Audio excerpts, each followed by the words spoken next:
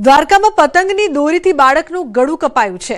સલાયામાં બાળકને ચાઇનીઝ દોરી વાગી બાળકને ગળાના ભાગે પહોંચી ઇજાગ્રસ્તને ખાનગી હોસ્પિટલમાં ખસેડાયો છે। તો પતંગની દોરીથી બાળકનું ગળું કપાયું છે।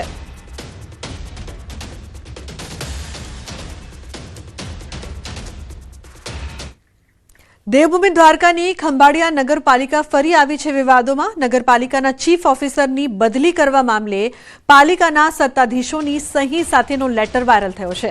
આ લેટર વાયરલ થતા રાજકારણ પણ ગરમાયું છે, કારણ કે પત્રમાં ખંભાળિયા નગરપાલિકાના શાસક ભાજપ સદસ્યોએ હાલના ચીફ ઓફિસર રાહુલ કરમૂરને દૂર કરવાનો ઉલ્લેખ કર્યો છે। શહેરી વિકાસ મંત્રી કનુભાઈ દેસાઈને આ પત્ર લખવામાં આવ્યો છે। આ પત્રમાં પૂર્વ ચેરમેન અને હાલના જિલ્લા ભાજપના હોદ્દેદાર તેમજ અનેક કોર્પોરેટરની સહી પણ છે। લેટરમાં પાલિકા ચીફ ઓફિસરની બેદરકારીથી વિકાસ કામમાં ખોરંભે ચડ્યા હોવાનો આક્ષેપ છે। વાયરલ લેટર મામલે પાલિકા ચીફ ઓફિસર રાહુલ કરમૂરે કરી છે સ્પષ્ટતા। વાયરલ લેટર કોના દ્વારા લખવામાં આવ્યો છે તેમજ લેટરમાં જે સહીઓ કરેલી છે તે પણ બાબતની તપાસ કરવામાં આવશે।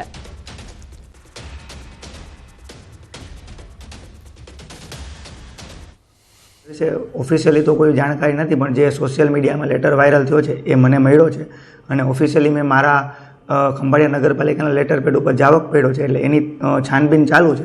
जे कंई बी एनो जो कायदेसर उपयोग न होय अथवा गैरकायदेसर उपयोग थयो हशे तो जे कोई बी एना पाछळ कसूरवार हशे एना उपर अमे नियम अनुसार जे कंई कार्यवाही करवानी हशे ए करशुं। अमारी साइनो साहेब आमां छे ए खोटी छे, जो एवुं साबित थशे तो आपणे पोलीस केस करवा सुधीनी पण तजवीज एमां करशुं।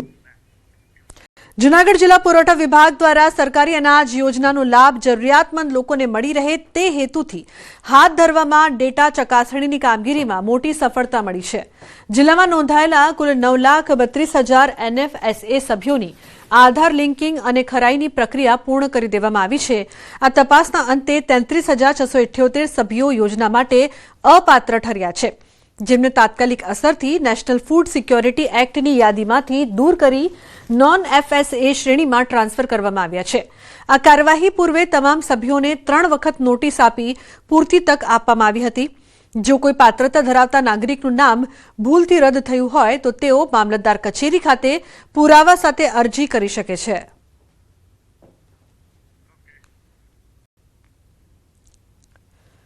એવા સસ્પેક્ટેડ ડેટામાં 1,37,000 ની તમામની જે છે એ ખરાઈ કરવામાં આવી છે અને ખરાઈના અંતે આપણે જોઈએ તો 33,678 લોકો એવા આપણે મળી આવેલા છે જે હવે પાત્રતા ધરાવતા નથી એનએફએસએ માં રહેવા માટે, અને એ તમામને આપણે એનએફએસએ માંથી દૂર કરી અને નોન એનએફએસએ એમાં કન્વર્ટ કરેલા છે। ભવિષ્યમાં માનો કે કોઈને આવામાં આવું બની શકે કે કદાચ ખોટી રીતે નામ નીકળી ગયું હોય તો જો એ એનએફએસએ યોજના હેઠળ પાત્રતા ધરાવતા હોય તો એ ફરીથી મામલતદાર ઓફિસમાં અરજી કરી શકે છે।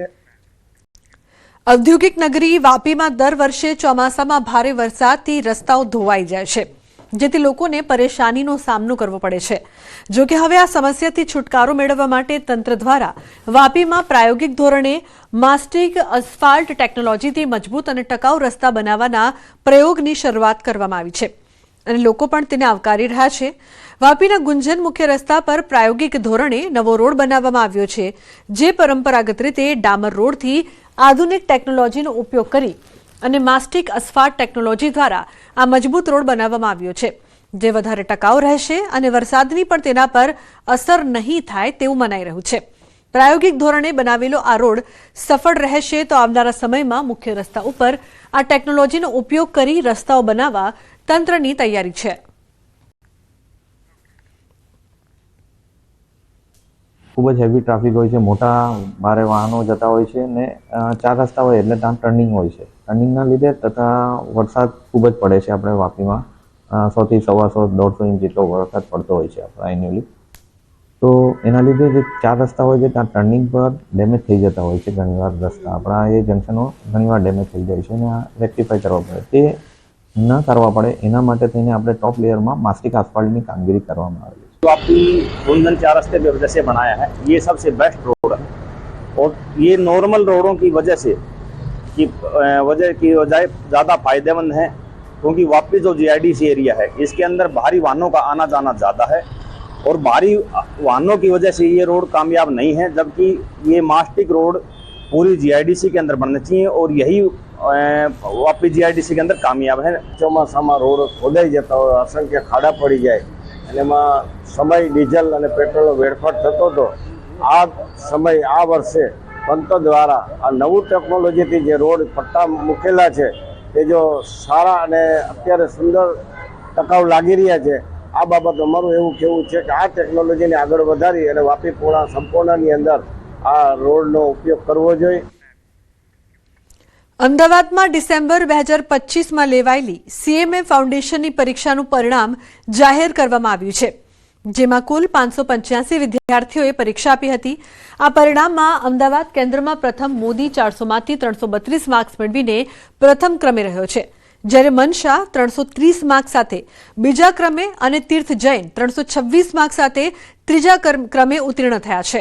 આ ઉપરાંત શ્રેયાનશ રાજપૂત અને ઋત્વિક પીઠવા બંનેને 322 માર્ક્સ મેળવીને ચોથો ક્રમ પ્રાપ્ત કર્યો છે। તૈયારીમાં તો લેક્ચર્સ રેગ્યુલર ભર્યા હતા, બધી અહીંયાની ફેકલ્ટી છે એમનો પૂરેપૂરો સપોર્ટ હતો અને રેગ્યુલર લેક્ચર્સ ભર્યા અને રોજની રેગ્યુલર સ્ટડીઝ કરી એક કન્સિસ્ટન્સી સાથે અને ફ્રી ટાઈમ બી હતો એમાં એન્જોય કર્યું, બટ સ્ટડીના ટાઈમે સ્ટડી એકદમ એ રીતની ડિસિપ્લિન સાથે કર્યું તો એટલું બધું હાર્ડ મને ના લાગ્યું। મારા દાદાથી લઈને બધા જ એકાઉન્ટન્ટ છે, મારા દાદા, મારા પપ્પા સિનિયર એકાઉન્ટન્ટ્સ, મારા જીજુ સીએ અને એ ટાઈપનું છે, એટલે મને પણ કોમર્સમાં પહેલેથી જ ઇન્ટરેસ્ટ હતો। ડિસેમ્બર સીએમએ ફાઉન્ડેશનની જે એક્ઝામ લેવાઈ હતી એમાં મારો સેકન્ડ રેન્ક આવ્યો છે અમદાવાદમાં, જેમાં મારે 330 मार्क्स स्कोर થયા थे। सर सीएमए एक ग्रेट प्रोफेशन है, इसमें आपको बहुत स्कोप है और अगर आपको इसमें अच्छा स्कोर करना है तो आपको कंसिस्टेंट रहना पड़ेगा और ज़्यादा स्ट्रेस भी लेने की ज़रूरत नहीं है। डेली बस 1 to 2 आवर स्टडी करो और जो भी आपका काम करे उससे मतलब एन्जॉय करो, एन्जॉय करके करोगे तो वो आपको ऑटोमेटिकली बेस्ट रिजल्ट प्रोवाइड करेगा। જેમાં અમદાવાદમાંથી 585 વિદ્યાર્થીઓએ પરીક્ષા આપી હતી, જેમાંથી 470 વિદ્યાર્થીઓ પાસ થયા છે, એટલે કે અમદાવાદ બ્રાન્ચનું પરિણામ 80.34% છે, જે WRC કમ્પેરિઝનમાં બહુ સારું છે। WRCનું રિઝલ્ટ છે વેસ્ટર્ન રિજનનું 66.84% રિઝલ્ટ જાહેર થયું છે। પાટણના ધારાસભ્યોએ મુખ્યમંત્રીને રૂબરૂ મળીને કરી રજૂઆત। પાલિકામાં ઈ ઓળખ વેબસાઇટ ચાલુ કરવા કરી માંગ। ઈ ઓળખ વેબસાઇટ છેલ્લા 2 મહિનાથી બંધ છે। જન્મ મરણના દાખલા મેળવવા આવતા અરજદારોને હાલાકી થઈ રહી છે।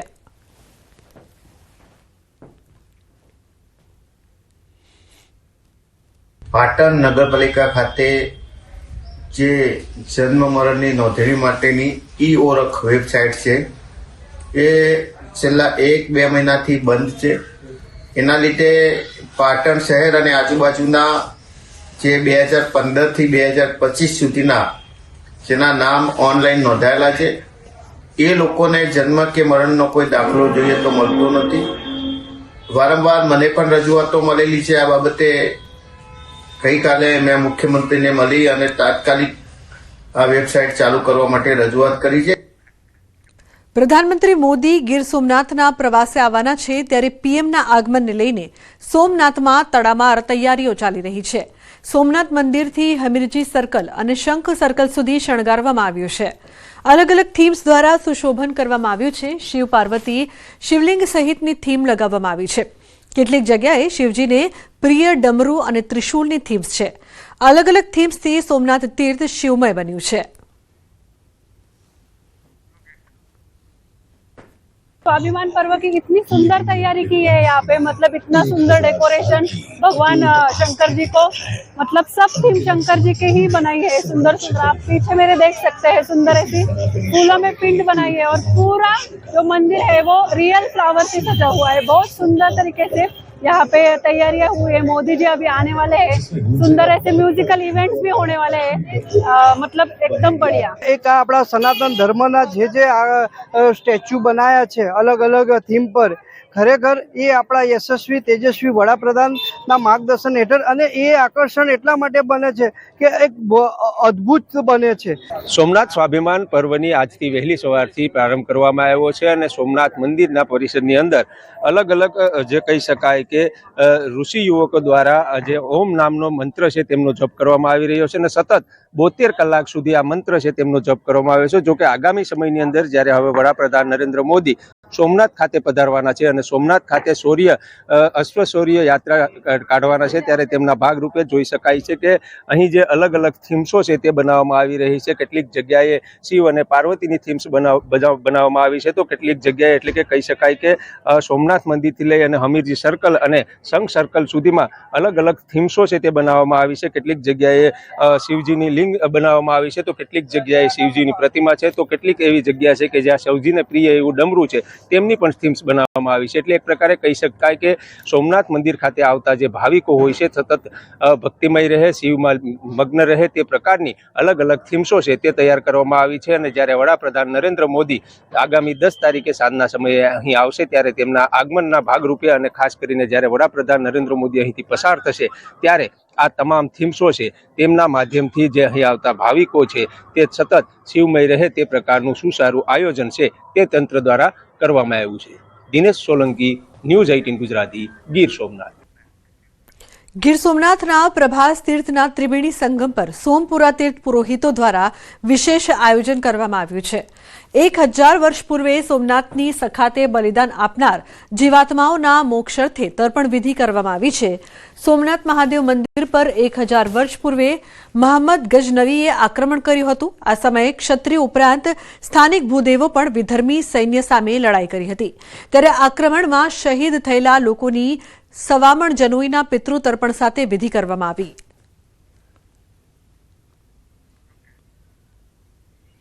તીર્થ પુરોહિત શ્રી સોમપુરા બ્રાહ્મણ સમાજે અહીંયા સર્વ સનાતનીઓના મોક્ષાર્થે બલિદાનની શ્રદ્ધાંજલિ રૂપે સવામણ જનોઈ અને બધાના પિતૃઓને તૃપ્તિ માટે કરીને અહીંયા તર્પણ અને પિંડદાનનું આયોજન કરવામાં આવ્યું હતું.